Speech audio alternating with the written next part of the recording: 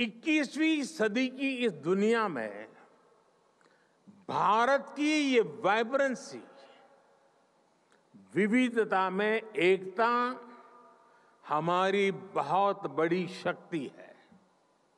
ये वाइब्रेंसी हमें हर चुनौती से लड़ने की, हर मुश्किल का मिलकर समाधान करने की प्रेरणा देती है। फ्रेंड्स, दुनिया के अलग कोनों में जो कुछ भी घट रहा है, उससे आज कोई भी अछूता नहीं है। कॉन्फ्लिक्ट्स और कन्फ्रंटेशन से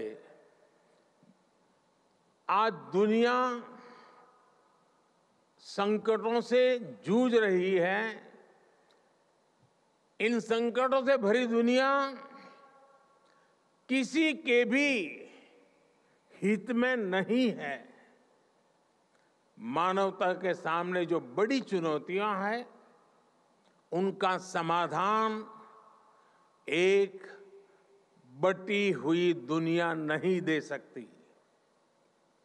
यह शांति और भाईचारे का समय है, साथ मिलकर चलने का समय है, साथ आगे बढ़ने का समय है।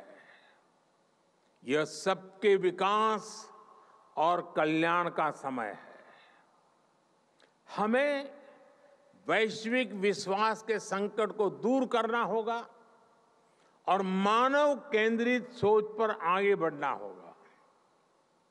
हमें विश्व को one earth, one family, one future की भावना से देखना होगा।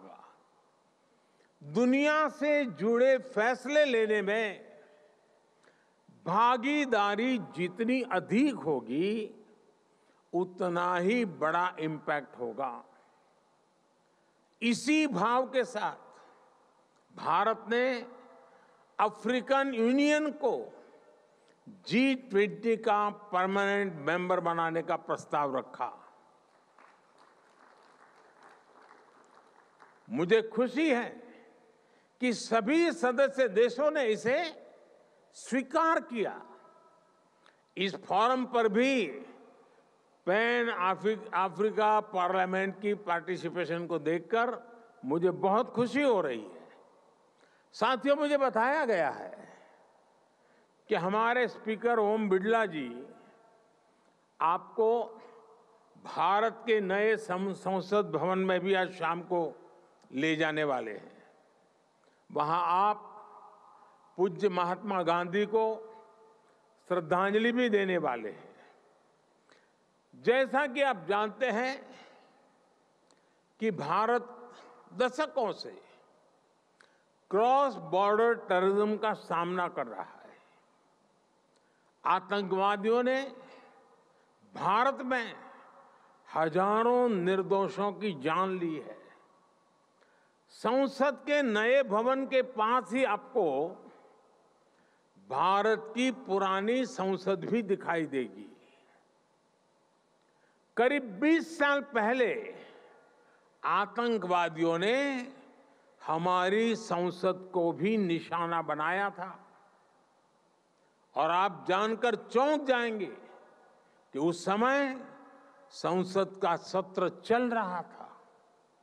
आतंकियों की तैयारी सांसदों को बंधक बनाने की, उन्हें खत्म करने की थी। भारत ऐसी अनेकों आतंकी वारदातों से निपटते हुए आज यहां पहुंचा है। अब दुनिया को भी एहसास हो रहा है कि टेररिज्म दुनिया के लिए कितनी बड़ी चुनौती है। टेररिज्म चाहे कहीं भी होता हो, किसी भी कारण से होता हो, किसी भी रूप में होता हो, लेकिन वो मानवता के विरुद्ध होता है। ऐसे में टेररिज्म को लेकर हम सभी को लगातार सख्ती बरतनी ही होगी। हालांकि इसका एक वैश्विक पक्ष और है जिसकी तरफ मैं आपका ध्यान आकर्षित करना चाहता हूं। टेररिज्म की परिभाषा को लेकर आम सहमति ना बन पाना, ये बहुत दुखद है। आज भी यूनाइटेड नेशंस में international convention on combating terrorism consensus का इंतजार कर रहा है। दुनिया के इसी रवैये का फायदा मानवता के दुश्मन उठा रहे हैं। दुनिया भर की पार्लियामेंट्स को, रिप्रेजेंटेटिव्स को ये सोचना होगा कि टेररिज्म के विरुद्ध इस लड़ाई में हम कैसे मिलकर काम कर सके।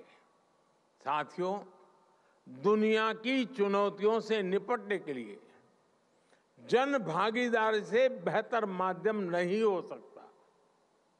मेरा हमेशा से ही मानना रहा है कि सरकारें बहुमत से बनती है, पर देश सहमति से चलता है।